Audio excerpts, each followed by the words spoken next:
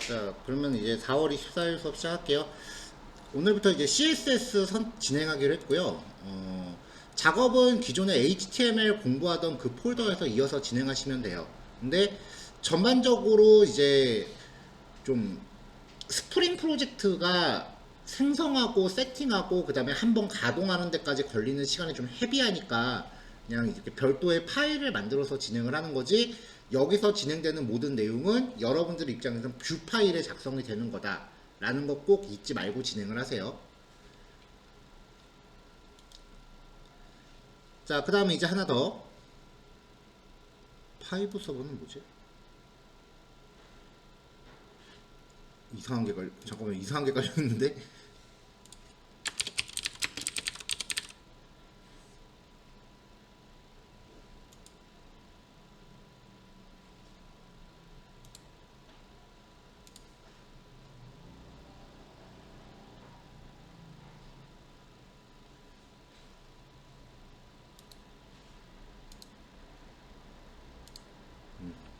이상하게 걸려있는데. 자, 기존의 그 작업을 확인할 때 제가 라이브 서버라는 거 혹시 얘기했었나요? 아마 안 했을 거예요. HTML 하는 동안은. 자, 기존에 우리가 작업을 할 때는 이제 뭔가 이렇게 코드를 작성하고 그 다음에 뭔가 이제 코드를 변경한 다음에 이제 결과를 확인하려면 리프레시 하는 수밖에 없었죠. 뭐 이건 스프링도 마찬가지긴 해요. 근데 HTML, CSS, 자바스크립트를 이렇게 별도의 공간에서 작업을 할 경우에 스프링은 이게 안 돼요. 익스텐션 중에 라이브 서버라는 애가 있어요. 이게 비주얼 스튜디오에 설치되는 웹 서버예요. 얘는 이제 스프링이나 그런 건 가동 못하고 그냥 순수하게 HTML, CSS, 자바스크립트만 제공을 해줘요. 자, 얘를 이제 라이브 서버라는 애를 설치한 다음에 이제 결과물을 확인하기 위해서 라이브 서버라는 애를 가동을 하면 오픈위드 라이브 서버라는 메뉴가 있고요. 파일에서 마우스 우클릭해도 오픈위드 라이브 서버라는 메뉴가 있어요. 단축키 Alt L5네요.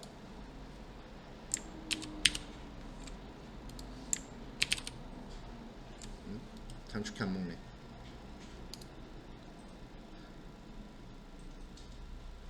자, 어쨌건 가동을 하면, 자, 아까 제가 파일 탐색기에서 새로 직접 더블 클릭해서 실행했을 때는 파일 경로가 파일 콜론 슬래시 슬래시로 들어가요. 이거는 제 로컬 컴퓨터상의 경로인 거죠. 근데 라이브 서버라는 애를 실행하면은 이렇게 들어가요. HTTP로 시작했죠. 웹이 뜬 거죠. 포트 번호가 5050으로 돌기 때문에 톰캣이랑 충돌할 일은 없네요.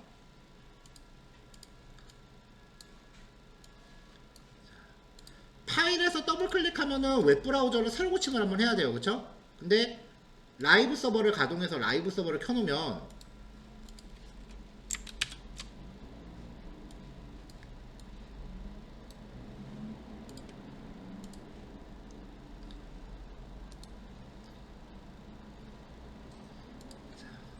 자, 이제부터 저는 브라우저에 손 안 댈 거예요.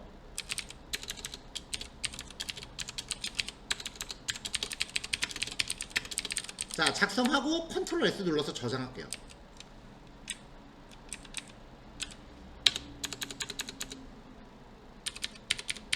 저장. 네, 이런 식으로 HTML 파일을 저장할 때마다 자동으로 리프레시가 돼요. 그냥 띄워놓고 그냥 쳐다보면서 코딩하는 거야. 계속 실시간으로 바뀌어가는 거. 컨트롤 S만 누르면 알아서 리프레시가 돼요. 그리고 이 웹서버의 루트 디렉토리는 여러분들이 비주얼 스튜디오로 열어놓은 작업 폴더입니다. 비주얼 스튜디오로 열어놓고 있는 작업 폴더 있죠? 그 폴더를 웹서버 루트로 잡아요. 그러니까 파일을 직접 여는 게 아니라 반드시 폴더 기준으로 작업해야 된다고 누누이 강조했죠? 그럼 그 폴더를 루트로 삼아서 어디든지 원하는 결과물에 이제 들어갈 수가 있는 거죠. 이건 수업 예제고요. 이것도 수업 예제 중에 하나고요.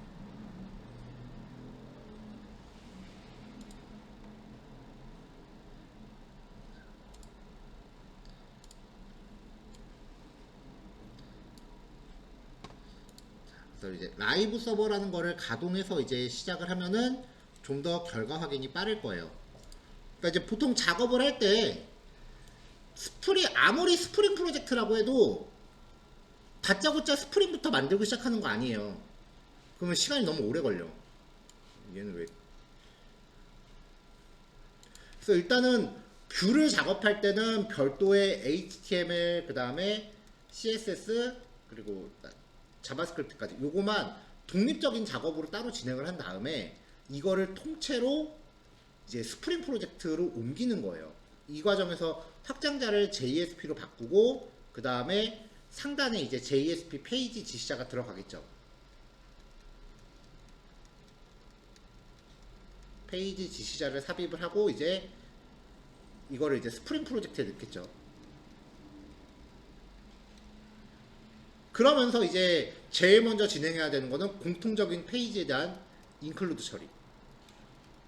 인클루드 처리를 가미하고 그 다음에 이제 거기에 맞게 컨트롤러 작업을 하는 거지.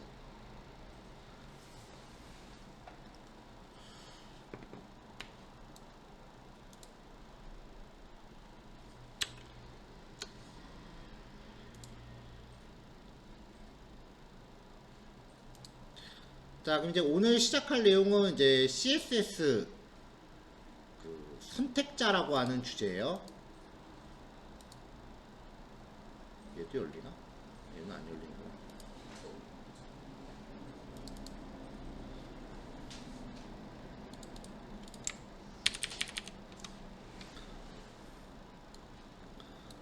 CSS는 프로그래밍처럼 그렇게 막 복잡한 로직이 있거나 그러진 않아요.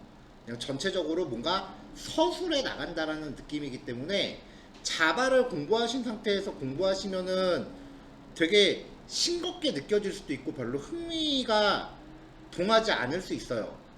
근데 CSS가 되게 엉뚱한 게 우리는 당연히 1 더하기 1은 2라고 생각을 하는데 갑자기 1 더하기 1은 만약 91 이런 효과가 나올 때가 있어요. 전혀 생뚱맞는 효과 2개 이상이 묶여서 전혀 예상하지 못한 결과를 가져오는 경우가 되게 많아요.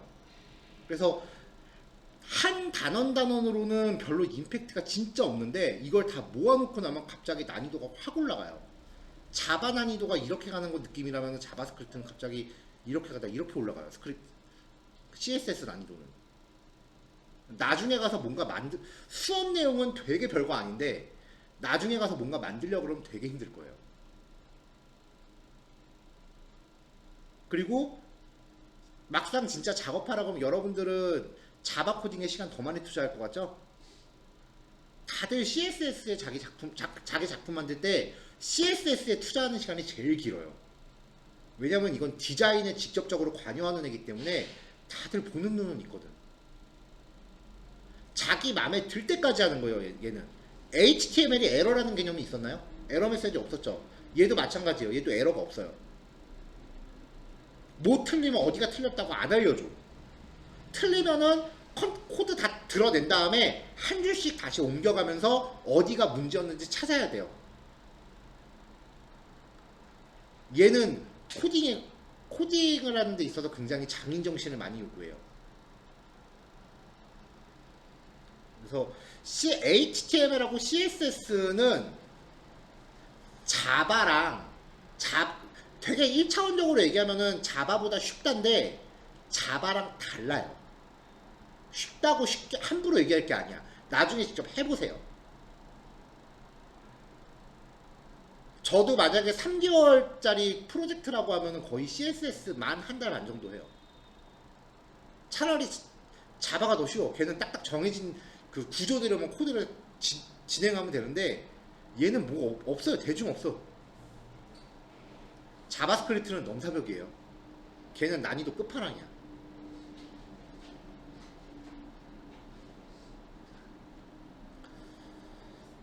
자, CSS를 100%까지 전문적으로 구사하는 사람들, HTML은 그냥 기본이니까 HTML은 그냥 분야를 다 안 가리고 다 해야 되는 거고, CSS를 100% 전문적으로 구사하는 사람들을 퍼블리셔라고 합니다. 그리고 여기에다가 자바스크립트라는 언어도 100%다 구사하는 사람들을 우리는 프론트엔드 개발자라고 합니다.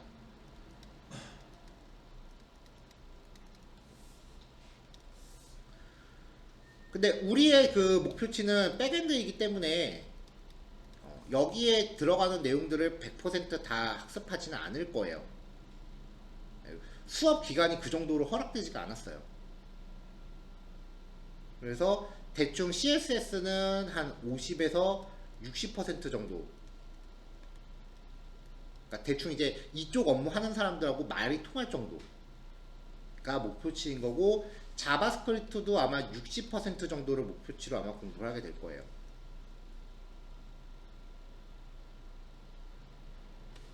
왜냐면 우리는 이미 자바라고 하는 프로그래밍 언어를 거의 2달 가까이 이걸로 기본기를 쌓았잖아요. 만약에 자바스크립트를 목표로 했다라고 하면은 자바 하는 동안 자바스크립트를 그 기간 동안 했어야 돼요. 자바스크립트도 클래스 상속, 은닉, 뭐 게터, 세터 다 있어요. 객체 지향의 특성을 모두 다 갖고 있는 상태이기 때문에 우리가 자바에 할애했던 만큼의 시간 투자가 필요해요. 근데 전체 수업 기간이 그 정도로 할애되진 않았기 때문에 앞으로 있는 내용들은 그냥 최소한의 배경 지식 정도만 구축한다 라고 생각하시면 되고요. 만약에 이거 공부한 다음에 나중에 내가 업무에 좀 더 필요하다라고 하면은 아마 CSS가 필요할 일은 없을 거예요. 적어도 개발자 타이틀이기 때문에. 근데 자바스크립트에 대한 그 지식이 필요하다라고 하면은 분명히 추가적으로 공부를 하셔야 됩니다. 분명히 말씀, 자바스크립트 다 못 진행해요. 시간이 안 돼요. 커리큘럼을 나열해도 자바스크립트가 자바보다 할 게 더 많아요. 자바스크립트도 스프링처럼 MVC 패턴, 서비스 인터페이스, 마이바티스 다 있어요. 그러니까 우리가 투자했던 시간만큼 지금 남아있지가 않기 때문에 자바스크립트는 그냥 퍼블리셔들이 화면 구성하는 데 쓰는 정도까지만 그 구상을 구축을 할 거예요. 개인적으로 되게 답답한 게 옛날에는 자바스크립트가 그냥 디자이너들이 깨작거리는 거였지, 자바스크립트가 자바만큼 발전했다라는 걸 학원들이 아직 인식을 못해요. 그래서 자바스크립트 전문적으로 그렇게 자바만큼 커리큘럼 갖춰놓고 하는 학원이 없어요. 저기 뭐 흔히 말하는 부트캠프 같은 데서는 자바스크립트 위주로 많이 하는 걸로 알고 있긴 한데, 거기는 일단 가격이 넘사벽이라서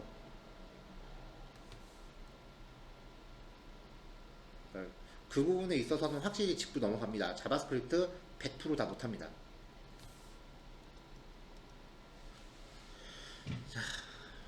자, 일단 CSS HTML로 구성된 페이지 골격의 디자인을 입히는 언어예요. 서술 방법이 크게 두 가지가 있는데, HTML의 헤드 태그 안에 스타일이라는 태그를 명시하고요. 안에 이제 CSS 코드를 넣는 거예요.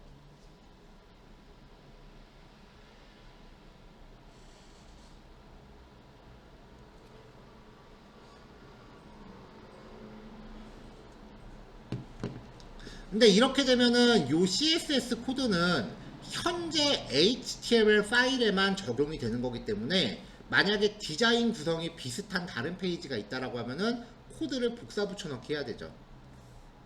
그래서 여기에 들어가는 이 CSS 코드를 별도의 파일로 빼요. 뭐 a.css 이런 식으로 별도의 파일로 뽑아놓고, HTML에서는 마치 임포트 하듯이 링크라는 태그로 HRE 속성의 파일의 경로를 명시해서 끌어오게끔 하는 방법도 있어요. 대체로 이제 모든 페이지에 전역적으로 들어가는 처리는 이렇게 당연히 해야 되는 거고, 요거는 특정 페이지에만 적용되는 코드에만 하는 건데, 사실 그렇다 하더라도 이 방식을 많이 써요. 다.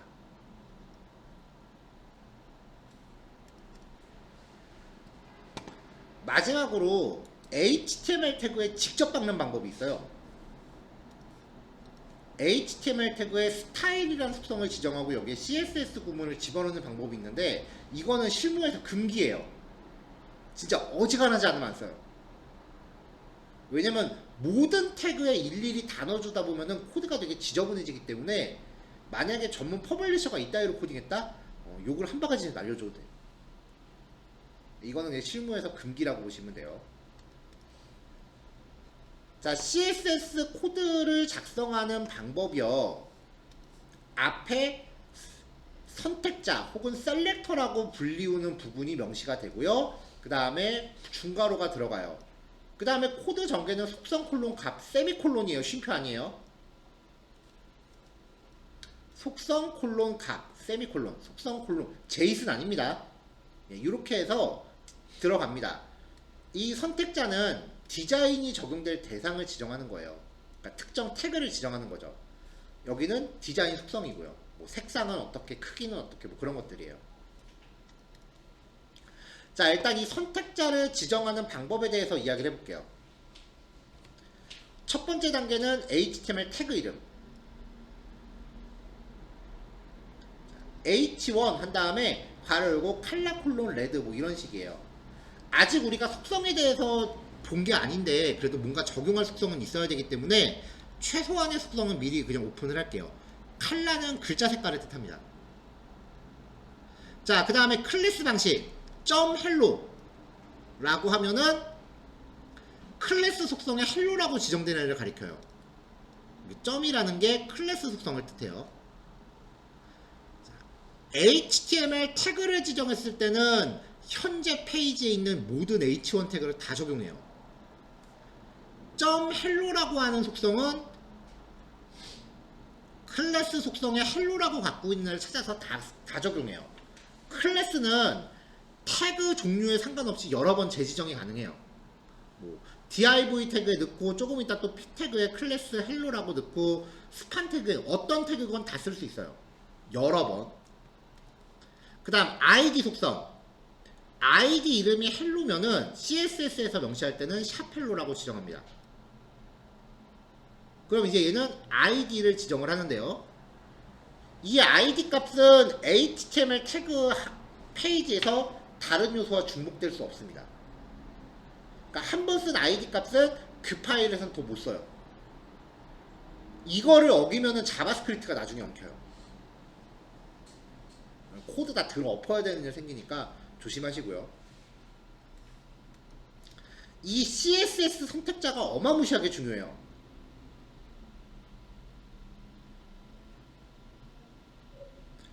그 자바를 했으니까 자바를 이해하고 있으니까 이제 거기에 맞춰서 설명을 하면은 이 CSS 선택자는요 자바스크립트에서 객체 생성자 파라미터로 쓰입니다.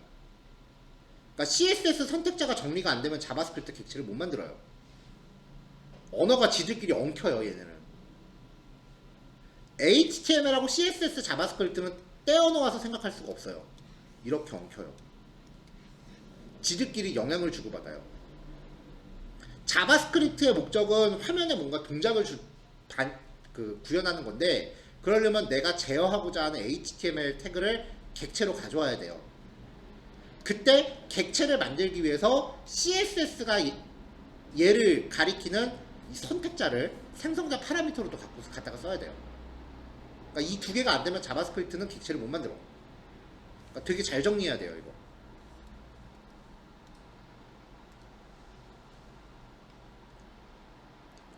자, 이 세 가지 방식을 기반으로 해서요 여러 개를 조합할 수 있습니다.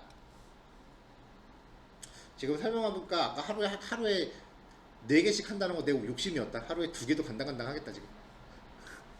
자, 콤마로 구별해서 여러 개의 선택자를 동시에 나열하는 경우 콤마는 AND의 의미가 있어요. H1 태그랑 H2 태그랑 my class라는 속성을 가진 애랑 my id라는 id 값을 가진 애한테 이 블록 안에 있는 내용을 같이 적용하겠다. 그 뜻이고요. 자, 그 다음 가상 클래스. 가상 클래스는 HTML 태그가 어떤 상황에 직면했을 때 적용돼요.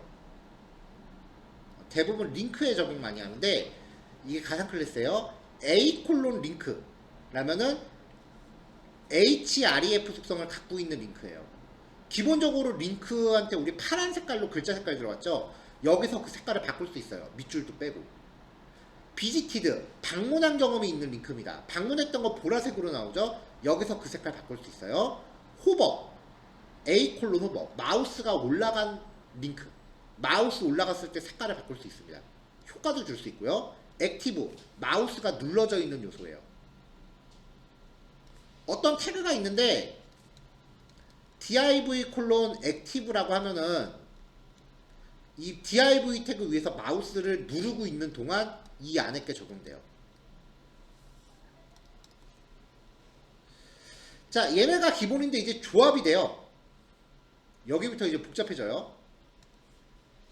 div.hello 태그 이름과 클래스를 같이 넣은 겁니다. 그러면 hello라는 클래스를 갖고 있는 div예요. div.hello hello라는 아이디를 갖고 있는 div예요. 그러니까 p 태그의 클래스 hello라고 줘봐야 얘는 적용 대상이 아닌 거죠.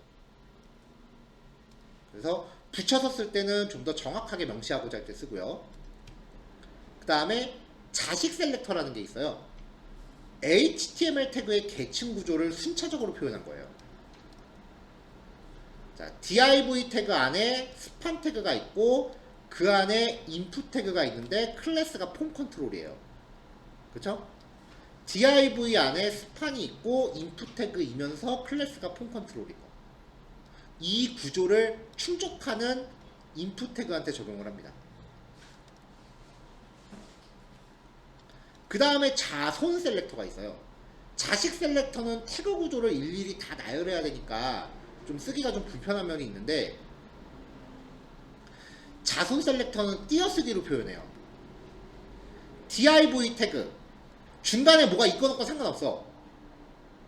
몇 개층 건너뛰어서 그 div 태그 안에 스판이 있기만 하면 돼. 그리고 그 스판 안에 폼 컨트롤이라는 클래스가 있는 인풋 태그가 있기만 하면 돼요. 중간에 뭐 거쳐가건 상관없어요. 자식, 바로 직계 자식, 바로 밑에 거. 자손, 범주 안에 들어있기만 하면 돼요.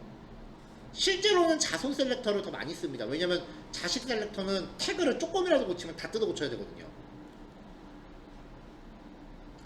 자, 그렇기 때문에 CSS는 선택자 명시할 때 띄어쓰기 되게 조심해야 돼요. 자, 붙여서 쓰면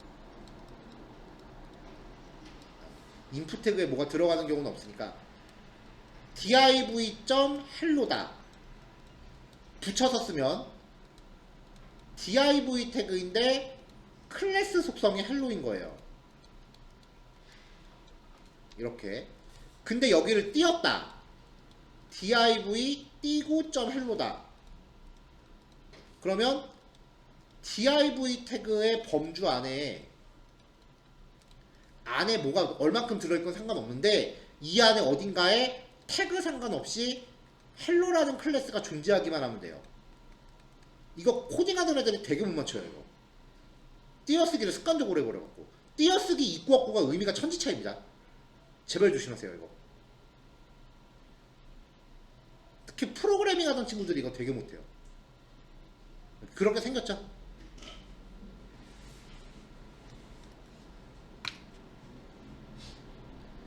자, 그 다음에 이제 속성에 대한 선택자도 있어요. A 태그인데 href라는 속성을 갖고 있기만 하면 돼. A 태그인데 href 속성이 반드시 샵이어야 돼.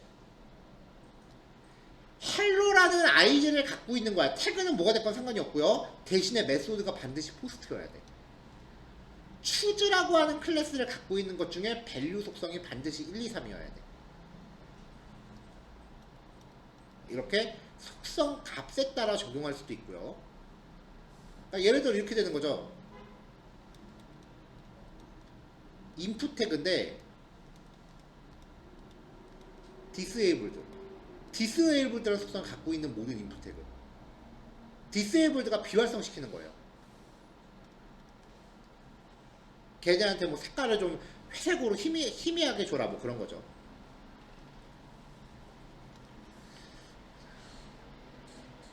자, CSS 선택자가 지정하면 한꺼번에 여러 개 태그를 가리킬 수가 있어요. 그때 몇 번째인지를 지정하는 가상 선택자예요. 자, 앞에 무슨 선택자가 있고요. 이게 여러 개를 가리키는 거예요. CSS가 어려운 게 한꺼번에 동시에 여러 개의 객체 제어가 돼요. 예를 들어서 input 태그인데 클래스가 A다.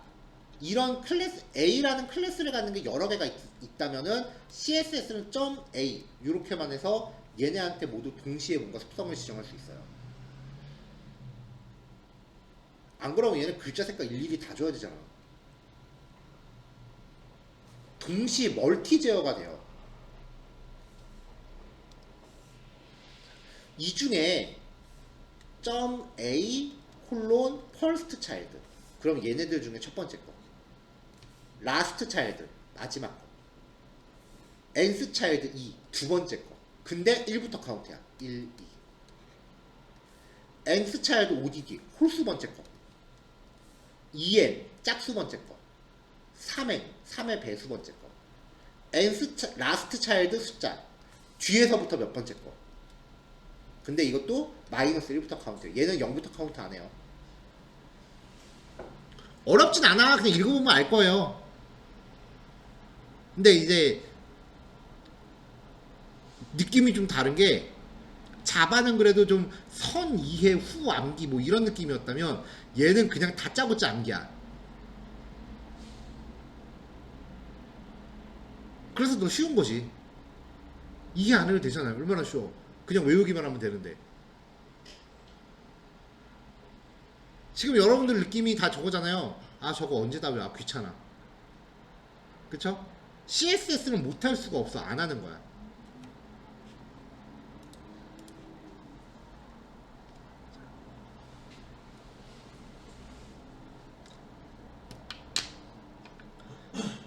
근데 진짜로 그 제가 그 자바스크립트 풀스택반 진행하면서 전공생이기도 했고 되게 잘했던 친구가 있어요. 얘는 뭐 취업하는데 별 문제 없겠다 라고 되게 잘했던 애예요.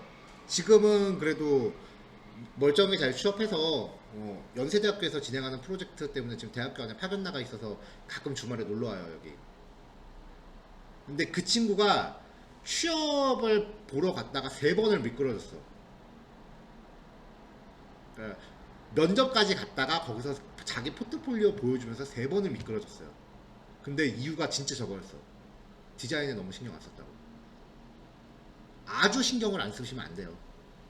안 이뻐도 되긴 하지만 진짜 완전 그 신경 전혀 안 써. 왜냐면 그건 성의가 없어 보이거든. 그러면 느낌이 딱 그렇게 줘요. 아, 이 친구는 자기가 하기 싫어하는 걸 안 하는 친구구나.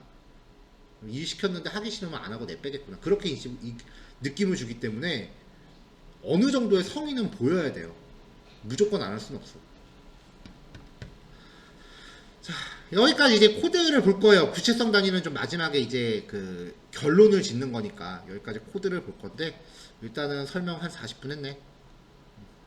조금 쉬었다가 코드 봅시다. 아무래도 1시간에 한다라는데 욕심이었던 것 같아. 미안해. 자 그럼 쉬었다 볼게요. 10분 후에 봅시다. 자 넘어가겠습니다. 이제 여기까지 내용들 코드 한번 체크해 볼게요.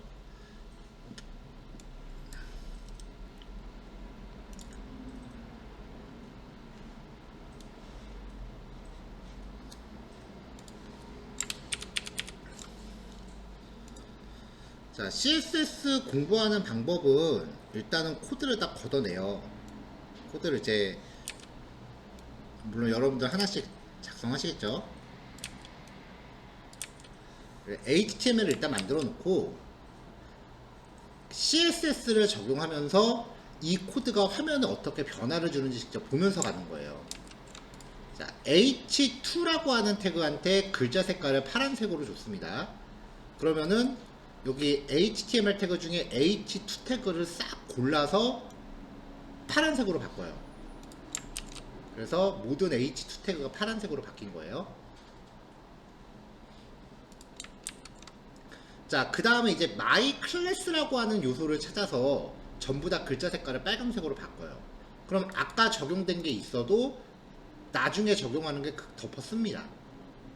그럼 지금 여기 세 가지가 지금 선택이 됐죠? 그 요 세 개. 클래스 셀렉터, 그 밑에 P 태그, 여기 밑에 P 태그. 얘네가 빨간색으로 바뀔 거예요. 저장할게요. 이렇게 됐죠? 자, 그 다음 샵 마이 아이디. 아이디 값이 마이 아이디인 거 찾아서 아이디는 중복되면 안 된다 그랬죠? 이렇게 해서 이제 얘를 초록색으로 바꿔요. 그 다음에 H2 태그이지만 마이 클래스를 갖고 있는 애만. 그럼 요거 하나예요. 밑에 얘는 마이 클래스를 갖고 있지만 태그가 P이기 때문에 적용이 안 돼요. 걔한테 빨강색, 아니 진한 초록색을 줘요. 거기가 초록색을 바꾸죠. 자, 이런 식으로 해서 화면에 어떻게 변화를 주는지 확인을 하는 거예요. 자, 그 다음에 이제 크롬 브라우저 개발자 도구를 열어보면 개발자 도구를 열고 여기 위에 있는 메뉴 중에 첫 번째 아이콘을 클릭하고 내가 보고 싶은 태그를 찍어요. 그러면은 걔가 거기에 선택이 돼 있고 적용되어 있는 CSS들이 이렇게 명시가 돼요.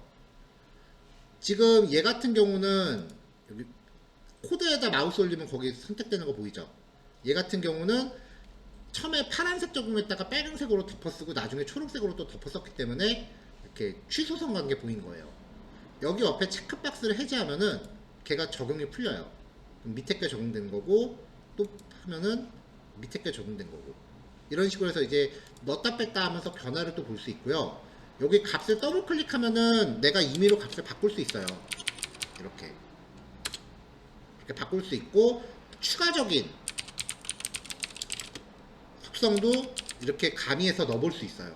대신에 브라우저에서 코딩하는 거는 소스 코드에 실시간으로 반영되는 건 아니에요. 이거는 그냥 테스트용이에요. 그래서 여기에서 입력하는 것보다는 그래도 실제 코드에 저장이 되는 코드에서 직접 수정하면 이제 라이브 서버로 이제 바뀌니까 그렇게 보는 게 더 좋고요. 아이디 속성은 다른 애들이랑 중복되면 안 된다 그랬잖아요. 그쵸? 근데 사실 아이디 속성은 여러 개가 들어가도 CSS 입장에서 똑같아요. CSS 입장에선. 근데 이게 어떤 일이 생기냐면은 자, 이렇게 만들고 나서 나중에 자바스크립트 코드를 여기 넣을 거예요. 자바스크립트로 넣을 때 여기 마지막 항목을 클릭했을 때 메시지 박스를 뿌리는 화면상에 알럿 메시지 박스를 뿌리는 기능을 구현한다고 칩시다. 자, 자바스크립트 코드를 잠깐 임시 누를게요. 도큐멘트 점 그냥 메시지 박스까지 들어가면 코드가 좀 길어지니까 거기 출력되는 내용을 자바스크립트로 강제로 바꿀게요. 도큐멘트 점 get 가져와 엘리먼트가 태그야. by id 값에 의해서 가져와요. 그러면 내가 마지막으로 얘 id가 my id네. 그러면 여기다 파라미터로 my id를 줘요.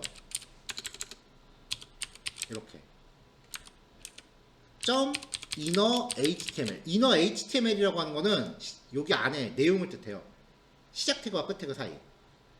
거기다 내가 hello world라고 값을 넣어주면 화면상에 보이는 내용이 바뀝니다. 근데 나는 분명히 마지막 거를 제어하고 싶었는데 지금 id 값이 똑같은 게 많잖아요. 그쵸? 그럼 자바스크립트 에라 모르겠다 제일 처음에 것만 제어해요. 그럼 마지막 거를 제어하고 싶었는데 id가 중복돼서 문제인 거 아니야? 그럼 여기 id를 이렇게 바꿔요. 이렇게 하면 그럼 얘를 바꿀 거 아니에요. 대신에 CSS 적용이 안 되니까 디자인이 깨져요. 글자 색깔이 초록색이 아니게 되죠. 그럼 이때부터 디자인하고 프로그램이 엉키니까 대형 사고가 나요. 다 뜯어 고쳐야 돼. 그래서 그냥 굳이 이야기한다면 CSS는 id가 웬만하면 건드리지 마세요. 수업 예제는 이것저것 다양하게 보여주느라고 id 값을 최대한 많이 쓰고 있지만 저도 실제로 CSS 작업할 때 CSS는 id 절대 건드리지 말자 라고 해놓고 코딩을 해요. CSS는 id 값 안 쓰는 게 국룰이에요.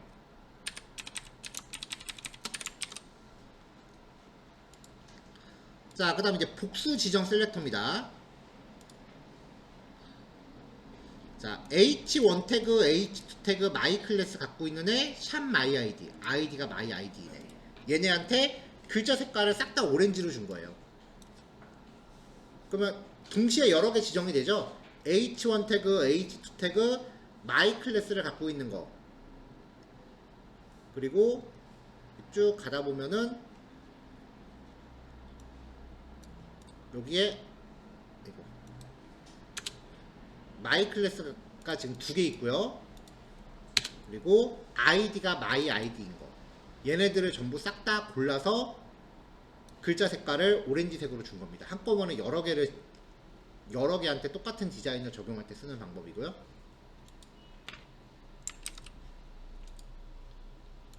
자, 가상 클래스.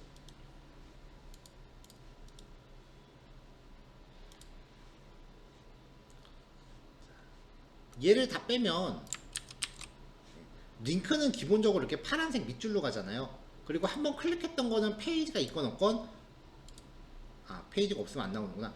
한번 클릭했던 거는 나중에 보라색으로 바뀌어요. 그거를 이제 기본적으로 설정하는 거야. 자, A 콜론 링크, A 콜론 비지티드. 링크의 기본 상태와 방문했던 적 있는 링크한테 글자 색깔 파란색. 밑줄 관련된 속성은 아직 본격적으로 본 게 아니기 때문에 밑줄까지는 안 뺐어요. 자, 그 다음에 이제 호버, 마우스 올렸을 때 파란색. 그럼 마우스 올리면 파란색이 돼요. 자, 마우스를 여기서 누르면은 변화가 있진 않아요. 액티브, 마우스 눌렀을 때. 그러면 평상시에는 까만색인데 마우스 올리면 파란색, 마우스 누르면 초록색. 이런 식으로 이제 효과를 주는 거죠.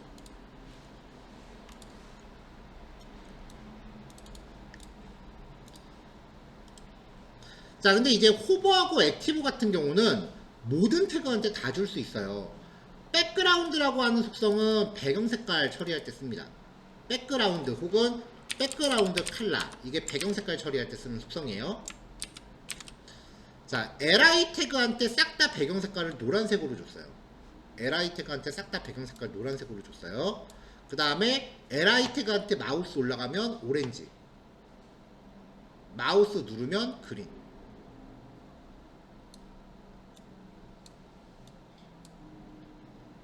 뭐 이런 식으로 호버하고 액티브는 꼭 링크가 아니어도 줄 수 있어요.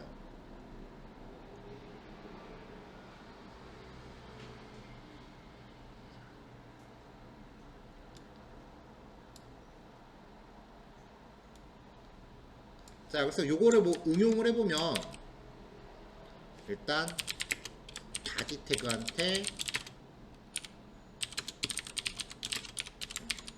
여백을 없앤 거고요. 모든 태그한테 여백을 없애고, 자, UL 태그한테 백그라운드 컬러를 노란색으로 줄게요. 그냥 UL 태그의 영역을 시각적으로 확인하려고 그런 거예요. 마진이라고 하는 건 이 UL 태그 바깥의 여백이에요. 지금 바짝 붙어 있으니까 상단의 여백이 0인 상태거든요. 이거를 50픽셀 정도 주면은 이렇게 이만큼 바깥에 여백이 생기는 거예요. 밀어내겠죠. 근데 마이너스를 주면, 플러스 값을 줘서 밀어내면 마이너스를 주면 반대로 끌어당겨요. 자, 이래놓고 UL 태그에 마우스가 올라갔을 때 이 상단 여백을 0으로 되돌려요. 그러면 마우스 올렸을 때 튀어나오죠. 여기에 약간의 효과를 주면은 트랜지션이라 그래서,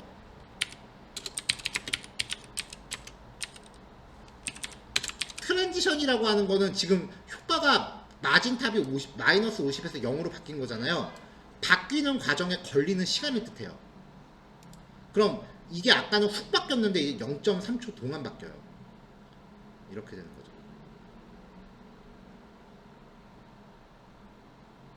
이게 0.3초, 우리한테는 되게 빠른 시간인데 3초라고 주면 이거 속 터집니다.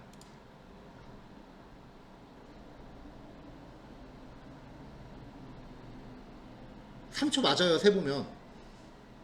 근데 마우스를 집어 던지고도 남을 시간이죠. 전에 제가 우리 로그 처리할 때 보면은 페이지 시작 시간하고 종료 시간 로그로 남게 해놨거든요. 그거 1초 넘어가면 무조건 다시 만들라고 했던 기억나세요? 실감되죠 이제? 3초가 이만큼이야 느낌. 1초로 해볼까요? 사용자가 느끼는 1초가 얼만지? 이게 1초예요. 견디겠어요? 0.1초. 평상시에 이런 느낌으로 쓰잖아 우리는 웹페이지. 여러분들이 만드는 컨트롤러가 실행시간이 1초 넘어가면 그건 잘못 만든 거예요. 다시 만들어야 돼. 자, 이런 식으로 CSS는 여러 개 효과가 모여가지고 뭔가 좀 그럴싸한 게 나오기 때문에 우리가 살펴본 이 단원 하나하나 동안은 뭐 그럴싸한 게 안 나와요. 거의 이거 공부 다 끝나고 나야 아 이게 이렇게 쓰이는구나 그렇게 뜬다고요.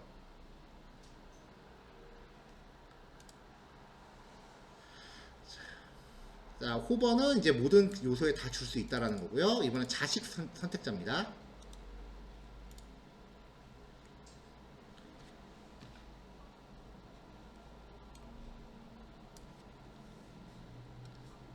샵 컨테이너 아이디가 컨테이너인 거 안에 샵 헤더 바로 직계자손인 헤더 그 안에 바로 직계자손인 H1 태그 얘예요. 얘를 글자 색깔 빨간색 이거죠. 그 다음에 컨테이너 샵 컨테이너 안에 샵 컨텐트 안에 H1 자 컨텐트는 어디 있는지 봅시다. 네. 컨테이너 범주 안에 그럼 요 바로 직계자손들 중에 아이디가 컨텐츠인 요소 거기 안에 H1 태그한테 글자 색깔 파란색 주라고 했죠. 근데 이 자식 셀렉터가 반드시 맨 꼭대기부터 이렇게 순서대로 가야 되는 건 아니고요. 그냥 갑자기 중간부터 훅 들어가서 얘 밑에 얘 이런 식으로 해도 돼요. 반드시 맨 위에서부터 타고 들어가는 건 아니에요. 그래서 헤더 안에 서브 초록색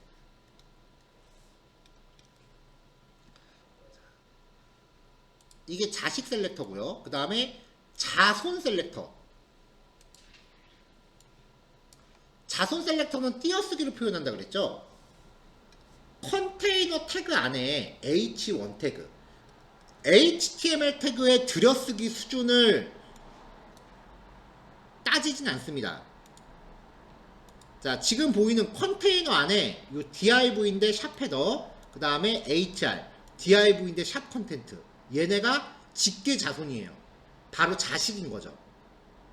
자식은 바로 원뎁스 안에 있는 거고 자손은 손자 뻘 이상 그러니까 자손 선택자는 이 안에 들어있는 모든 요소를 다 뜻하는 거예요. 그거를 이야기할 때 띄어쓰기로 표현한다고요. 그래서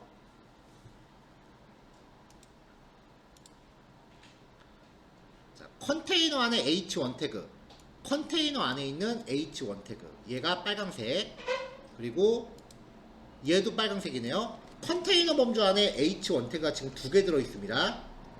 하나 둘 그럼 처음에 얘랑 얘가 둘 다 빨간색으로 될 거예요. 근데 헤더 안에 H1 태그라고 또 지정했네. 헤더 안에 H1 태그 얘는 이번에 파란색으로 덮어 썼네요. 그러면 블루가 됐겠죠. 자 컨테이너 안에 P 태그 컨테이너 안에 P 태그니까 여기랑 여기죠. 얘네들은 초록색으로 줬으니까 초록색이 됐죠.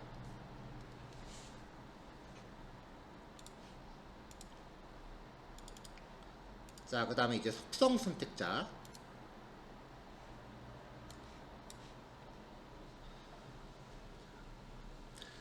자 모든 인풋 태그한테 테두리를 1픽셀에 솔리드는 직선이에요.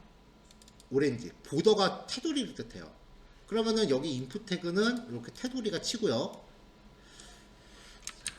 자 요거는 지금 크롬 브라우저 계열은 이거를 일부러 처리를 안 하는 것 같은데 이렇게 되면 지금 이 CSS가 동작을 안 하는 게 생겨요. 뭐냐면은 인풋 태그한테 테두리를 주라고 했으니까 여기 라디오하고 체크박스도 인풋 태그거든요. 그러니까 원래대로라고 하면은 얘네들도 이렇게 네모 테두리가 져요. 이렇게 바깥에 네모 테두리가 이렇게 져요. 이 동그란 선하고 이 회색 네모선이 주황색이 된다는 게 아니라 겉에 이렇게 주황색 네모 상자가 생겨요. 이게 익스플로러는 이거를 처리를 이렇게 진짜 만들어요. 원래 이게 맞으니까. 그래서 항상 인풋 태그를 이렇게 처리하고 나면은 인풋 태그인데 타입 속성이 라디오인 거랑 타입 속성이 체크박스인 거 테두리 굵기 0으로 없애라. 이거를 꼭 넣어줬어야 얘네들한테 이렇게 서있던 주황색이 안 들어갔었어요. 근데 이건 좀 그 비생산성이잖아요. 어차피 빼는 거니까 크롬 브라우저는 아예 애초부터 인풋 태그랑 라디오 버튼한테는 이 주황색 테두리를 적용을 안 하는 걸로 나중에 바뀌더라고요. 근데 이렇게 하면 이제 타입 속성이 라디오인 거, 타입 속성이 체크박스인 요소한테 테두리를 0으로 없앤다.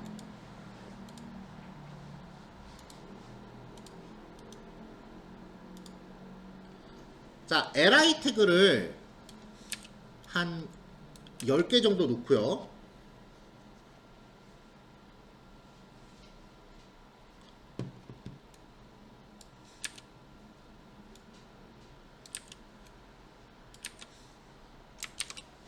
자, 이렇게 놓고 하나씩 줍니다.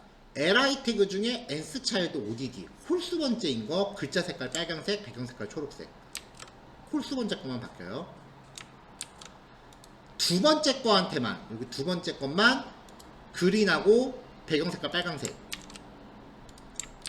3의 배수 번째 거만 파란색과 배경 색깔 노란색. 3의 배수 369. 퍼스트 차일드 첫 번째 것만 글자 색깔 흰색에 배경 색깔 핑크색. 퍼스트 차일드 첫 번째 거요. 라스트 차일드 마지막 거만 글자 색깔 주황색에 배경 색깔 하늘색. 특히 퍼스트 차일드하고 라스트 차일드는 되게 많이 써요. 이렇게 해서 nth 차일드입니다. 자, 이런 식으로 해서 지금 여태까지 여러가지 CSS를 적용을 했는데,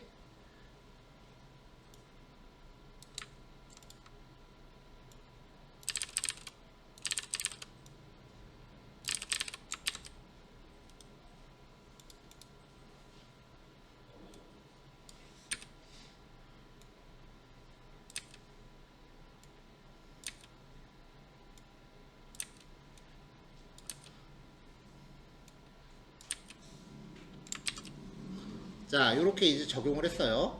여태까지 적용하다 보니까 그 어떤 태그한테 글자 색깔을 줬는데 나중에 같은 태그한테 또 줘서 기존 속성을 덮어 쓰는 경우가 있었죠. 거기에 대해서 좀 명확히 하자는 거예요. 자, div 태그한테 글자 색깔 퍼플 그러면은 얘도 div죠.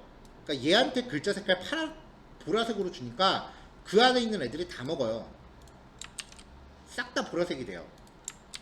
자, 그 와중에 div 태그 직계자손 h1인데 id가 타이틀인 거 얘죠. 얘는 글자 색깔을 파란색으로 덧칠할게요. 이렇게. 그러니까 공통적인 걸 다 적어놓고 나중에 이렇게 위에 조금씩 덧대는 거예요. div 태그인데 id가 컨테이너인 거, 그 자손 중에 div인데 클래스가 박스인 거 얘네요. 걔한테 글자 색깔 오렌지로 바뀌었죠. 자, div 태그의 샵 컨테이너 그 안에 클래스가 아이템인 거 얘하고 얘죠. 아이템인 거 얘네 두 개를 글자 색깔을 초록색으로 바꿉니다. 초록색으로 바뀌었죠. 그 다음에 컨테이너 안에 id가 액티브인 거. 자, 얘만 빨강색으로 덧칠합니다. 그쵸? 자, 그러면 div의 컨테이너 안에 ul 태그 안에 li한테 까만색으로 덧칠해라. 그럼 요거 3개죠. 그쵸? 근데 적용하면 마지막 것 빼고는 적용이 안 됩니다. 이게 무조건 마지막에 들어오는 걸 적용하는 게 아니고요. 이게 적용되는 데 있어서 점수 적용 규칙이 있어요. id 속성은 한 번 명시될 때마다 100점이고요. 클래스 속성은 10점이고 태그 이름은 1점이에요. 그러니까 얘 같은 경우는 1점, 100점, 1점, 1점, 도합 103점짜리예요. 얘는 1점, 100점, 10점이니까 도합 111점짜리고요. 얘는 100점, 100점이니까 200점짜리예요. 자, 여기에 적용되어 있는 게 110점짜리, 여기에 200점짜리니까 103점짜리가 여기 3개를 다 적용해라 그래도 점수가 밀려서 얘밖에 적용을 못 시켜요. 이거를 CSS 구체성 단위라고 해요. 나중에 CSS 코드 작성하다 보면은 얘가 에러라는 개념이 없으니까 나는 여기 글자 색깔 주고 싶은데 한만 줘도 안 먹힐 때가 있어요. 그게 대부분 어디선가 이 점수가 밀리는 거거든요. 그러면 일단은 평상시에 클래스만 다 짜요. 아이디 절대 쓰지 마. 그리고 나서 나중에 암만 해도 적용이 안 되는 게 있다. 그럼 그때 아이디 한 방 딱 주면은 이제 점수가 확 올라가니까 우선순위로 적용이 되죠. 그런 식으로 이제 코딩을 하는 게 나중에 날 거예요. CSS 이거 처음에 별거 아닌 것 같아. 나중에 가면 이거 자바보다 스트레스 더 받아요. 진짜.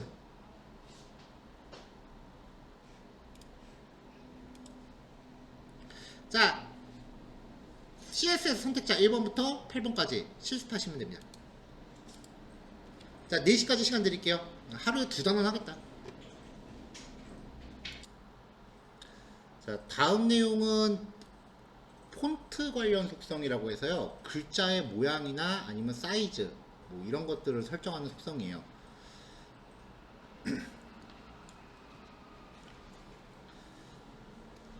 우리가 HTML을 공부할 때 그 HTML을 일단 문단 요소 그리고 문장 요소로 나눠서 이야기를 했었죠. CSS도 그거를 가려요.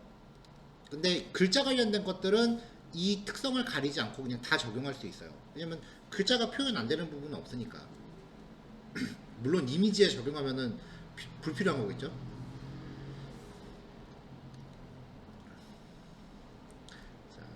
첫 번째 속성은 글자 모양입니다. 폰트 패밀리.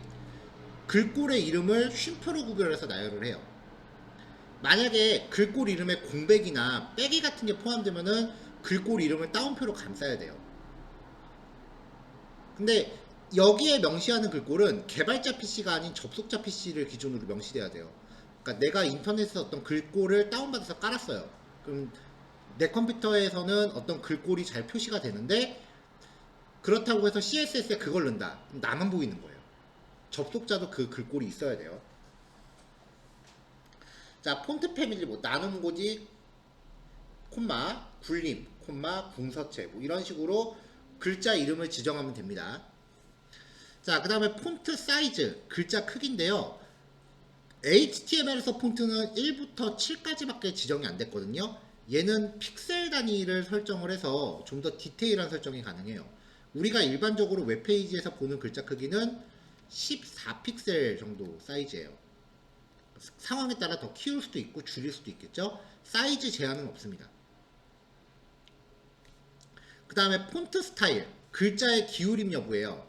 이탈릭이라고 값을 주면은 기울고요. 노멀이라고 하면은 기울지 않은 상태로 나와요. 기본값은 노멀인데 가끔 기본값이 이탈릭인 애들이 있어요. 예를 들면은 어드레스 태그 같은 거, 카피라이트 표시할 때 쓰는 거였죠. 어드레스 태그는 기본이 이탈릭이에요. 폰트 웨이트, 글자의 굵기를 표현합니다. 보더, 보드, 노멀, 라이트, 라이터. 되게 굵게, 보통, 얇게, 더 얇게. 뭐 이런 건데요. 100에서 900 사이에 100단위 숫자 값을 쓰기도 해요. 400이 노멀에 해당을 해요. 근데 이 굵기는 무조건 적용한다고 다 하는 게 아니라 내가 적용한 글자가 해당 굵기를 지원을 해야 돼요. 어떤 글꼴은 400 다음에 바로 900만 지원하는 애들도 있고요. 어떤 애들은 500, 600까지는 지원하는데 700, 800이 없는 경우도 있고요. 글꼴에 따라 적용 가능 여부는 좀 달라요. 자, 칼라, 글자 색깔 아까 봤었죠? 라이네이트, 한 줄의 높이에요. 픽셀 단위나 퍼센트 단위를 표현하고요. 퍼센트 단위면 폰트 사이즈 기준이에요. 라이네이트가 뭐냐면 글자 크기를 내가 만약에 14로 지정을 했어요. 라이네이트를 30으로 적용을 해요. 그러면은 높이가 30픽셀 정도인 가상의 공간을 잡습니다. 그리고 사이즈가 14인 글꼴이 가운데 들어가요. 한 줄의 높이예요. 그럼 그 다음 줄의 높이도 30이 되고 다음 글꼴이 가운데 들어가겠죠. 그래서 가끔 어떤 책은 줄간격이라고 표현하기도 하는데 줄간격하고는 좀 달라요. 한 줄의 높이라고 쳐야 돼요. 자, 그 다음 폰트. 글자 색깔을 제외한 나머지 속성들을 한꺼번에 일괄 표현하는 기법이에요. 스타일, 웨이트, 사이즈, 슬래시 라이네이트, 패밀리. 이것들을 한 번에 일괄 표현합니다. 대괄호 친 거는 필요 없으면 빼도 되는데 폰트 속성으로 적용할 때는 사이즈하고 패밀리는 무조건 들어가야 돼요. 스타일하고 웨이트는 서로 순서가 바뀌어도 돼요. 라이네이트는 반드시 사이즈 뒤에 슬래시 적군 명시합니다. 이따가 예시 볼 거예요. 자, 그럼 이제 픽셀 단위가 무엇인지에 대해서 이야기를 해야 될 텐데 우리가 보통 모니터 해상도라는 이야기를 많이 하잖아요.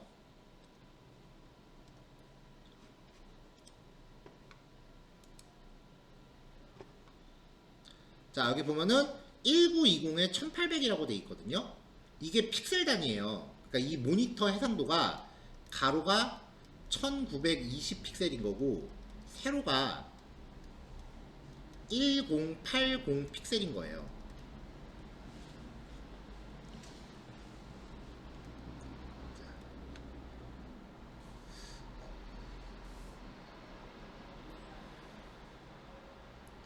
영화 같은 데서 그 모니터 화면에 뭐 사람이 뭐 이렇게 있다. 이거를 엄청나게 확대하면은 되게 자글자글한 모자이크처럼 보이는 거 보신 적 있으시죠?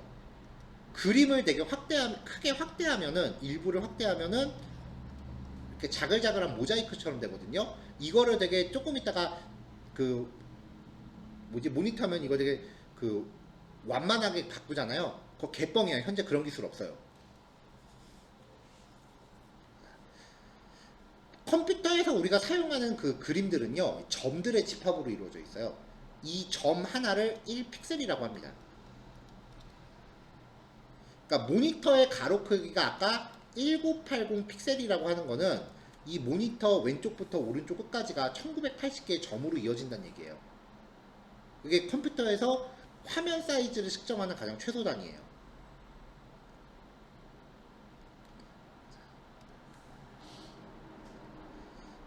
자, 모니터가 똑같이 노트북 모니터가 이런 경우가 많은데 16인치 얘도 16인치인 경우에 인치라는 거는 LCD 크기의 물리적 사이즈예요. 자로 잰 거라고 보시면 돼요. 인치는 센티미터로 환산돼요. 16인치인데 좀 싸구려 모니터는 가로의 상도가 1980이고요. 1980 아닌 경우 1280이고 싸구려 노트북은 그 다음에 좀 비싼 노트북은 가로의 상도가 뭐 2048인가 뭐 이래요. 되게 해상도가 커져요. 맥북 같은 경우는 3000대가 좀 넘어요. 같은 물리적 LCD에 좀 더 많은 점이 들어갔다라는 거는 여기에 더 촘촘하게 점들이 있다는 거거든요. 같은 인치의 픽셀이 클수록 선명도가 높아요.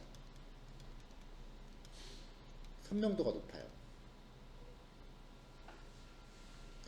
그래서 픽셀이 모니터 해상도가 작으면은 만약에 네이버 메인 페이지다. 네이버 메인 페이지 같은 경우는 가로가 1180 픽셀인가 그래요. 그럼 여기에서 1280에 1100 네이버 메인 가로가 1180 픽셀이라고 치면 1180짜리를 1280에 뿌리면 이만해 보이겠죠. 근데 3000대에다 뿌리면 요만해 보일 겁니다. 이게 똑같은 사이즈의 모니터 같은데도 그 모니터 성능에 따라 네이버 메인의 넓이가 다르게 보이는 이유예요. 대신에 이게 더 선명하긴 한데 사실 이거 보면 눈 좀 아프거든요. 근데 그래도 내 모니터 좋아서 그래 그러면 꿋꿋하게 봐. 자기 눈 나빠지는 건 모르고.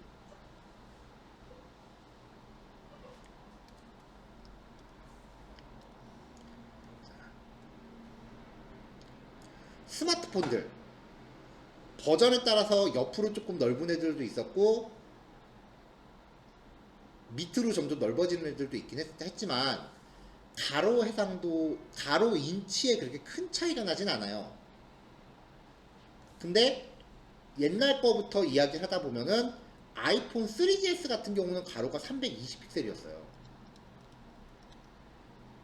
근데 갤럭시 3부터 640 픽셀로 늘기 시작했고요.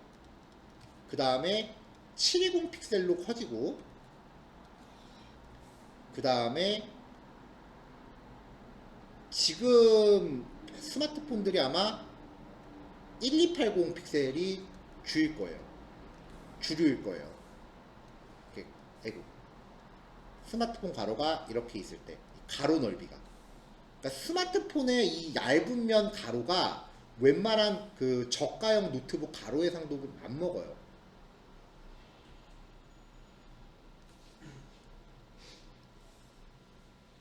예전에 왜 LG에서 나왔었던, 지금 없어졌는데 LG에서 나왔던 G 시리즈 있었거든요. G5. 이 G5는 가로 넓은 면 해상도가 2000이 넘어갔었어요.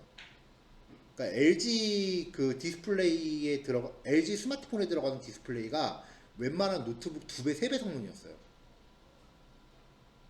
걔네가 브랜딩을 잘못해서 그렇지 사실 하드웨어 스펙은 걔네가 진짜 제일 좋았어. 나도 이 얘기하면서 LG 거 안 쓰긴 했지만 객관적으로 봐서는 하드웨어 스펙은 진짜 넘사벽이었어요. LG는.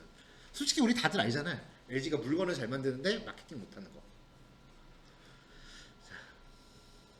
자, 그러면 요만한 그 해상도가 점점 이렇게 변했는데 여기에다 만약에 내가 그림을 하나 띄울 거예요. 근데 그림의 가로 넓이가 320이야. 세로는 280이라고 칩시다. 그러면 가로 320짜리 스마트폰에서는 이 그림을 띄웠을 때 한면에 가득 찹니다. 그쵸? 그림 사이즈가 320이고 스마트폰 가로 해상도가 320이니까 그럼 640짜리에선 반으로 보이겠죠. 가로 640짜리에다 320짜리 이미지 갖다 놓으면 반으로 보이겠죠. 720짜리에다 갖다 놓으면 3분의 1 조금 안 되게 보일 거예요. 2048일 때는 요만하게 보여야 돼요. 같은 크기의 이미지를 갖다 넣으면. 그쵸? 이미지는 확대하면 깨져요. 영화에서 그 자글자글하게 모자이크 보이는 것처럼 깨져요. 자, 근데 모바일 웹사이트를 보세요. 분명히 PC용 네이버 사이트는 큰 화면이랑 작은 화면에서 분명히 사이즈 차이가 체감이 돼요. 근데 모바일 웹사이트는 누가 정했는지 모르겠지만 다 그냥 가득 차게 똑같은 비율로 보이죠. 이게 의미하는 게 뭔지 알아요? 디자이너 애들은 사이즈별로 코딩을 다 따로 한다는 얘기야. 디자이너 애들은 특히 웹 디자인하는 애들, 그래픽 그리는 애들은 빼도 박도 못하고 그림 다, 아이콘 다 따로 그려요. 여러분들은 사이즈별로 한 번 만들고 만들지 얘네들은 진짜 다 작업해야 돼. 사이즈별로. 그나마 CSS 코딩은 반응형 웹이라는 기술이 나중에 등장을 해서 해상도별로 코딩을 좀 다르게 해서 아예 사이트를 따로 만들 필요는 없지만 여전히 해상도나 아니면 디바이스 종류에 따라서 사이즈를 따로 만드는 게 주요한 작업 방법입니다. PC용 네이버와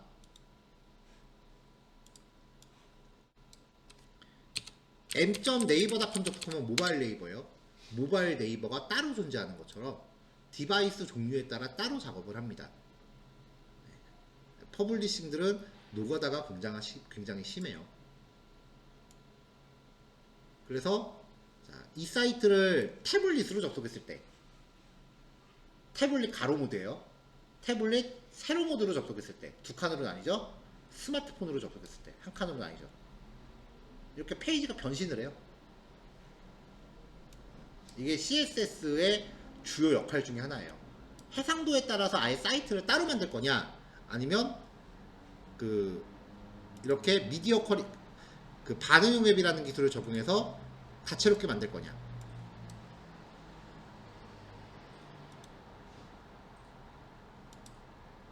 네. 얘도 보면은 처음에 메뉴가 이렇게 돼 있어요. 이렇게 메뉴가 돼 있는데 모바일로 점점 해상도가 작아지면 메뉴 잘 보세요. 모바일 사이트에서 메뉴가 변신을 하죠. 이렇게.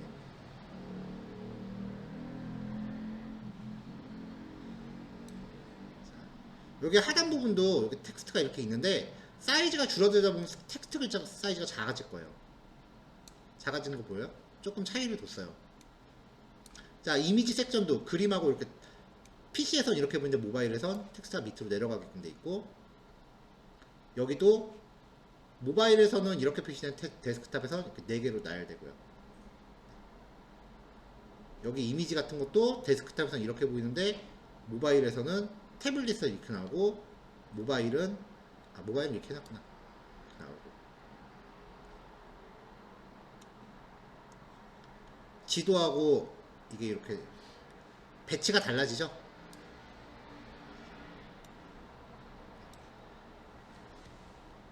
그러니까 이제 이쪽 작업은 디바이스 종류를 고려해야 되는 면이 있기 때문에, 이를테면 동시에 웹페이지를 여러 개를 만드는 것 같은 그런 느낌이 들어요. 백엔드 개발은 그런 거 없어. 그냥 데이터만 열심히 연동하면 되니까.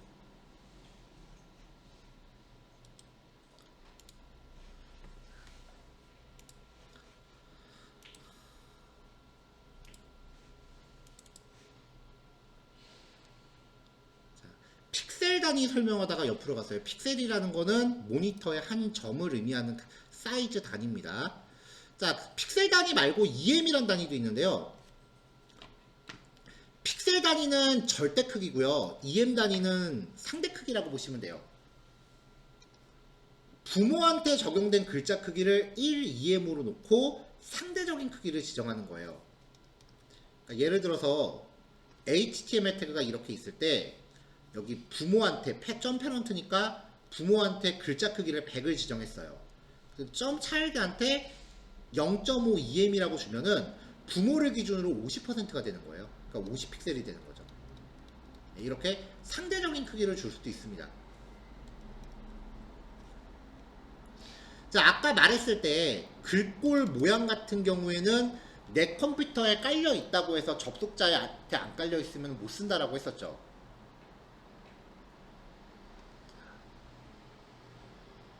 여러분들도 그 코딩할 때 개발자용 폰트 깔아놓고 이클립스 세팅했었잖아요. 그럼 여러분들은 그 폰트를 웹페이지에 적용할 수 있는데, 딴 사람들이 그 사이트에 접속하면은 그 사람은 그 글꼴이 안 보인다고요. 자, 그래서 이제 웹 폰트라고 하는 게 있어요. 폰트 패밀리 속성으로 지정한 글꼴이 접속자의 PC에 설치되어 있지 않으면 고르게 표시되지 않거든요. 그래서 폰트 파일을 온라인에 올려놓고 접속자 컴퓨터에 설치되어 있지 않은 경우 웹상의 글꼴을 내려받아서 쓸 수 있게 하는 거예요. 근데 이 글꼴이 저작권 문제에 굉장히 민감해요. 막 포스터 같은 거 만들 때 포스터에 글꼴 잘못 썼다가 몇 천만 원씩 물어주는 일이 진짜 비일비재하거든요. 근데 그 중에 저작권을 포기하고 그냥 무료로 풀어놓은 글꼴들이 있는데, 그런 것들을 모아서 구글이 웹 폰트를 쓸 수 있게끔 무료 사이트를 운영하고 있어요. 그 다음에 이제 아이콘 폰트라고 하는 것도 있는데,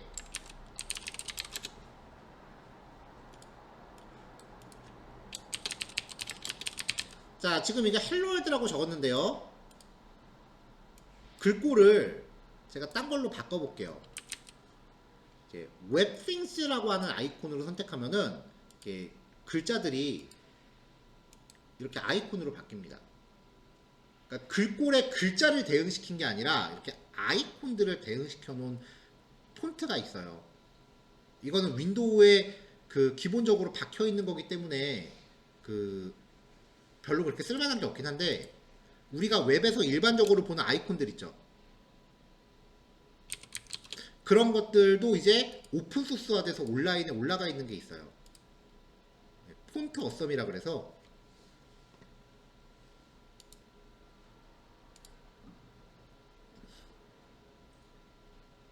네, 우리가 일반적으로 쓰는 이런 아이콘들, 얘네는 글꼴이기 때문에 굳이 그림을 그리지 않아도 그냥 여기에 적합한 글자만 세팅하면은 바로 이제 이 모양을 웹에 노출시킬 수 있는 거고, 그림이 아니고 글자예요.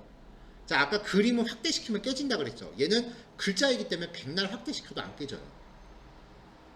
대신에 색깔이 단색이라는 단점이 있지.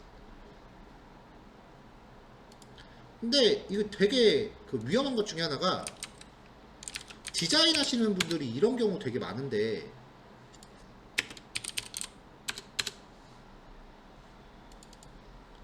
페이스북 아이콘이라고 검색하면 되게 많은 게 나와요. 그쵸? 이런 것도 있고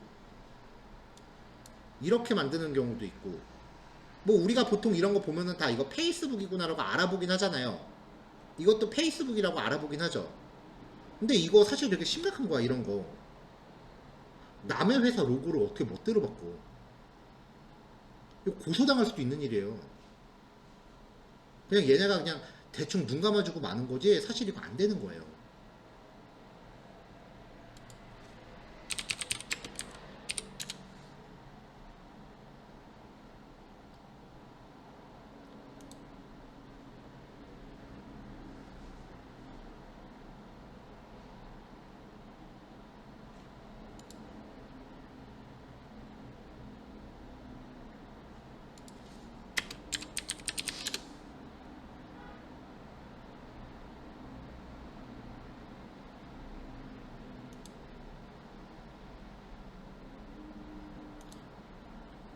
그러니까 보면 이제 보통 회사들마다 자기네 로고를 쓰고 싶으면 반드시 어떤 규격을 지켜주세요라고 이렇게 그 규격을 다 만들어 놓거든요. 경우의 수에 따라서 색깔은 반드시 무슨 색깔을 써야 되고 이렇게 자기네 회사 이미지인데 이걸 어떻게 멋대로 바꾸라고 놔도. 그러니까 이런 규격들을 다 놓는데 디자인 초짜들이 이거 다 무시해요. 그러니까 차라리 그런 거를 무시해서 이제 나중에 혹시라도 저작권적으로 문제를 일으킬 바에는 그냥 표준화된 아이콘을 쓰는 게 나아요. 그러니까 또 하나 이유가 이거는 우리가 편의상 아이콘이라고 부르는데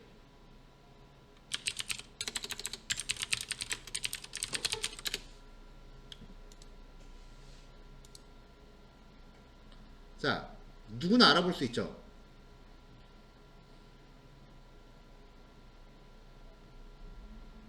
뭐 대충 다 알아보긴 하지만 되게 독특한 게 있었는데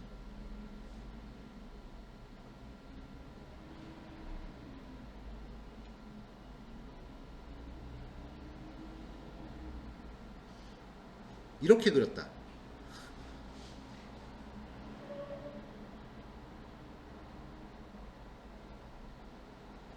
이거?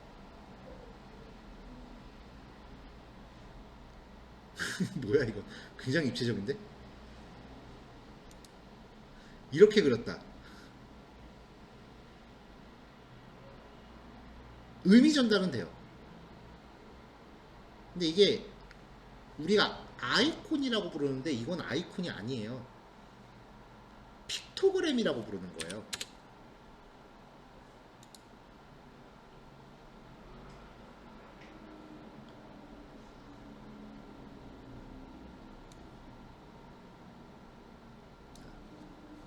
그림 문자라고 해서요. 이거는 아이콘이 아니라 전 세계가 공통 규격으로 표준한 그 정한 글자입니다. 그러니까 디자이너들이 되게 생각 없는 애들이 이거를 그림이라고 생각해서 자기들 멋대로 디자인하는 경우가 있는데 이거는 함부로 바꾸면 안 되는 거예요, 사실은. 그러니까 규격화돼 있는 뜻을 가진 글자이지 그림이 아니에요.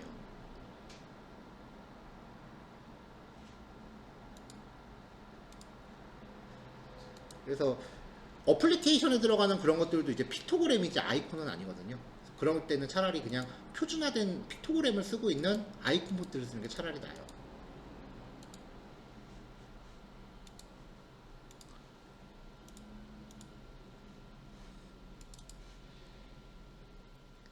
자, 폰트 어썸이라고 하는 게 있는데요. 얘를 사용하기 위해서는 폰트 어썸 4 이게 그 무료로 쓸 수 있는 가장 일반적인 버전이고요. 현재 버전 5까지 나와 있기는 해요. 유료하고 무료가 좀 나눠져 있긴 하고요. 자, 여기 폰트 어썸 4 Get Started 사이트 들어가서 여기서 이제 이메일 주소 적고 버튼 누르면은 알림 메일이 올 거예요. 아니면은 화면 중간쯤 여기 다운로드 버튼 있거든요. 요 다운로드를 누르면은 이제 그 파일들이 다운로드를 받을 수 있어요. 여기 버전 5를 쓸래 아니면은 그냥 계속 4를 쓸래 물어보는데 저는 그냥 4를 다운 받을게요. 최신 버전으로 5버전을 쓰셔도 상관없긴 합니다. 자, 얘를 다운받으면은 CSS, 폰트, 레스, SCSS 뭐 이런 것들이 나오는데 우리한테 필요한 건 CSS하고 폰트 요거 두 개 폴더예요. 자, 요거 두 개를 이제 그 작업 폴더 안에 지금 asset이라는 폴더를 만들고 그 안에다 넣어요. 그래서 HTML 기준으로 참조할 때 assets 밑에 CSS 밑에 CSS 파일을 참조할 수 있게끔. 사실 경로는 어디가 되건 상관없어요. 그냥 멀쩡히 참조만 할 수 있습니다. CSS 파일. 자, 그 다음에 이제 FA라고 클래스를 주고 한 칸 띄고 FA 유저라고 하면은 아이콘이 나온다는데 여기서 쓸 수 있는 아이콘들은 이 사이트에 들어가면 여기 나와 있는 아이콘들을 내가 다 쓸 수 있다는 거예요. 예를 들어서 내가 페이스북 로고를 쓰고 싶다라고 하면은 페이스북이라고 검색하면은 여기 떠요. 그럼 이제 나는 요 태그를 복사해서 내 코드에 적용하면은 그 위치에 이런 아이콘이 나온다는 거고요. 대신에 여러분들이 설정한 기본 글자 크기이기 때문에 처음에 겁나 조그말 거예요. 폰트 사이즈를 추가로 적용해서 키우거나 뭐 할 수 있겠죠. 자, 일일이 파일 다운받기가 좀 번거롭다라고 생각되시면은 CSS나 저번에 자바스크립트는 그 라이브러리 쓸 때 온라인에 있는 거 그냥 바로 참조할 수 있다 그랬죠. CSS도 마찬가지거든요. 그래서 CSS 파일, 온라인에 공개되어 있는 CSS 파일을 참조하기 위해서 그냥 요 행 하나만 HTML에 넣으면은 똑같이 이렇게 쓸 수 있어요. 자, 여기까지 코드 내용 살펴볼게요.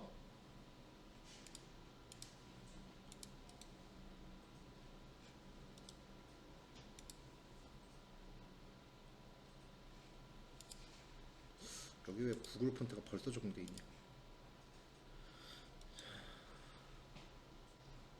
라이브 서버로 열겠습니다.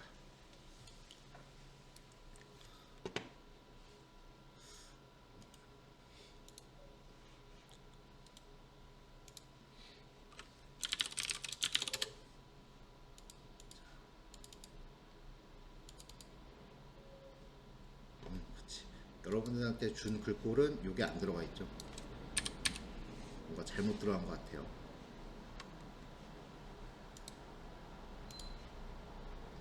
궁서 굴림. 궁서 굴림. 네, 이렇게 적용을 해놓은 겁니다.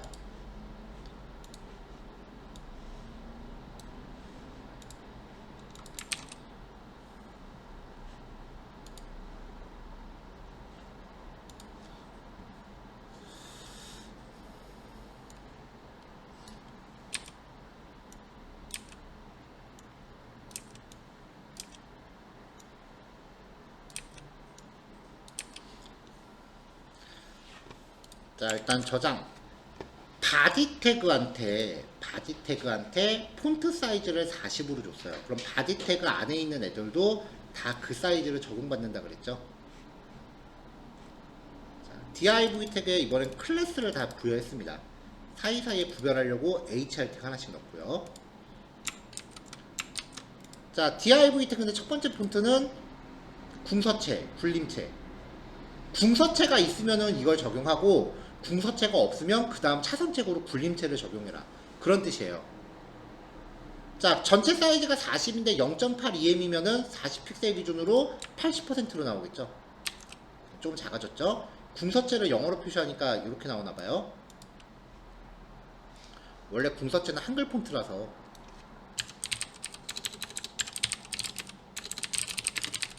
이렇게 하면은 궁서체 맞죠? 자, 폰트 2는 스타일 이탈릭, 기울임 볼. 폰트 3는 웨이트 볼드, 굵게. 보더 라고 하면 얘는 볼더를 지원 안 하네요. 아니면은 웨이트 400, 기본 500 지원 안 해요. 600 굵게 나오죠. 아마 지금 생긴 거 봐서는 600 이후는 다 똑같을 것 같아요. 근데 되게 세밀하게 굵기를 설정할 수 있는 글꼴들도 있어요. 이따가 구글 폰트 볼 때 나올 거예요. 폰트사 한 줄의 높이를 80으로 잡았어요. 지금 글자 크기 40으로 돼 있죠. 자, 그럼 한 줄의 높이가 80인데 그 공간 안에서 40짜리 글자가 가운데 정렬된 거예요. 자, 일괄 지정. 이것도 지금 예제 보면 이렇게만 돼 있죠. 오케이. 자, 굵게 기울임 글자 크기 50픽셀에 라인 웨이트 50 궁서체. 자, 이렇게 이제 준 거예요. 한꺼번에 줄 때 이렇게 쓰고요. 굵기하고 기울임은 서로 바꿔도 돼요. 굵기하고 기울임은 필요 없으면 빼도 돼요. 빼도 돼요. 라인 웨이트도 필요 없으면 빼도 돼요. 근데 글꼴 이름이랑 사이즈는 일괄 지정할 땐 무조건 같이 꼭 들어가야 돼요. 그럼 이렇게 쓰느냐 아니면 이렇게 나열해서 쓰느냐는 그냥 개인 취향 차예요.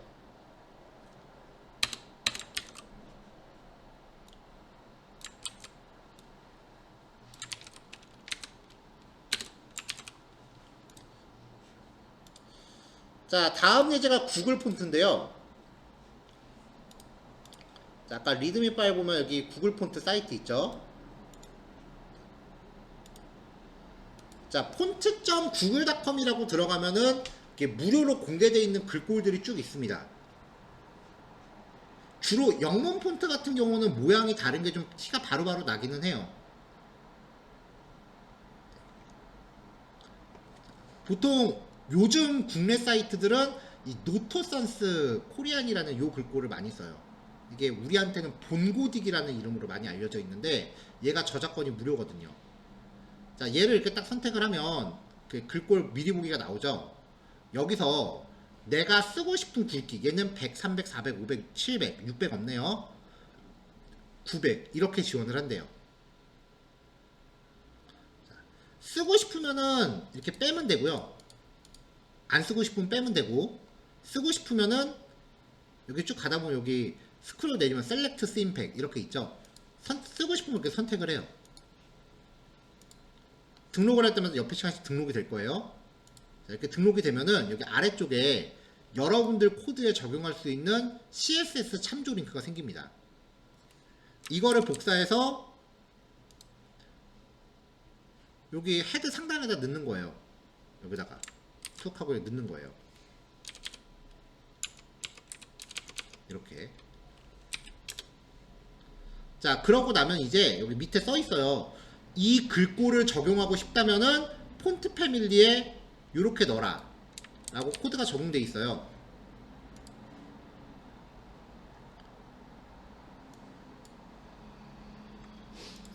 그래서 여기 AT2 태그 이렇게 적용을 한 거죠.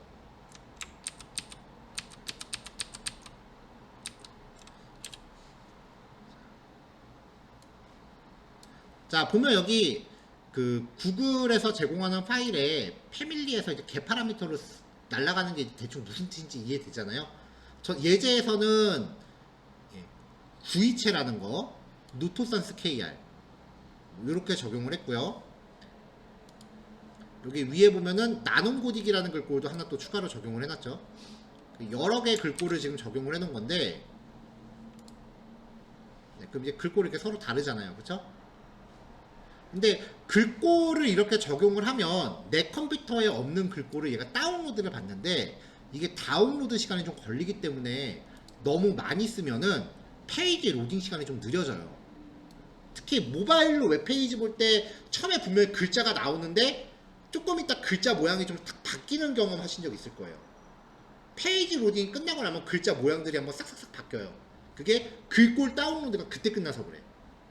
그러니까 너무 남발하면은 오히려 페이지 로딩 시간 지연을 좀 가져오니까 한 많아야 한 2개 그 정도까지만, 너무 많이 쓰실 필요는 없고요.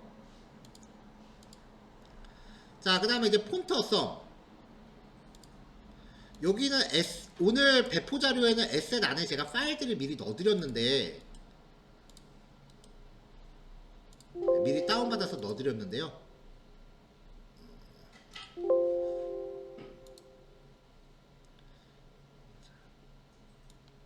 자, 이렇게 이제 다운받은 파일에 대해서 CSS 파일을 참조하고 나면 아까 그 웹페이지에서 폰트 어썸 파일을 다운로드 받아서 쓸 수 있다 그랬죠. 그 CSS 하고서 내가 쓰고 싶은 글꼴 검색하면 쓸 수 있다 그랬죠. 네, 그럼 이렇게 아이콘으로 나와요. 근데 너무 작잖아. 그럼 이제 CSS 클래스를 하나 만들어요. 글자 크기 40에 사이즈 파란색. CSS 클래스를 태그 하나에 복수 지정하고 싶을 땐 띄어쓰기로 구별하면 됩니다. 그러면 이제 요 클래스가 아이콘을 표시해주고 있는데 이거는 이 폰트 어썸이라는 애가 해주는 거죠. 거기에 내가 적용한 클래스가 추가 적용되니까 이렇게 커지는 거죠. 자, 되게 키웠는데 지금 안 깨지잖아요. 자, 이렇게 해서 이제 아이콘을 쓰는 거고요.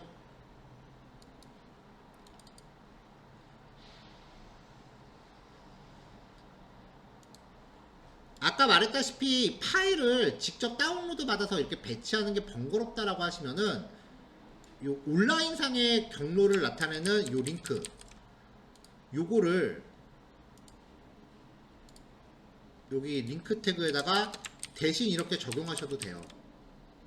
이렇게 적용하면은 이 ass라는 폴더가 통째로 필요 없게 되는 거예요.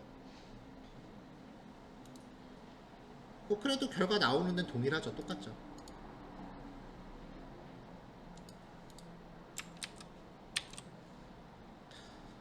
자, 이렇게 해서 이제 폰트 관련 속성들 확인해 보시면 될 것 같아요. 요거는 별로 오래 안 걸리겠죠? 자, 5시 10분에 만납시다.